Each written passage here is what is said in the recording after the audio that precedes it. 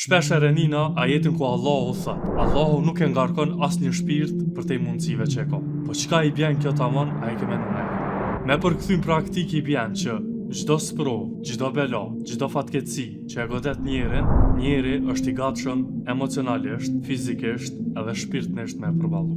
Kjo për shkak se kjo është fjala e Allahut e jo fjala e njerëzve. Ti a ke pa në jetën e përditshme, njeri që është i fuqishëm me pozitë ose famë ose autoritet, kur ai drejtohet ty të thot: "Ej, mos e ki gajle bre, se m'ki mu m'kra, unë i garancë për ty", ti i beson shumë lehtë. Tash, paramendo kur Allah të thot: "Mos e ki gajle, se qatë sprovën që ta kom dërgu, ti më nësh me përballu". Tash, mas që soj thirrje prej Allahut, qysh ish dashtë mu ka në zemra jote në këtë rast. E qetë, stabile, pa asnjë pikë dyshimi.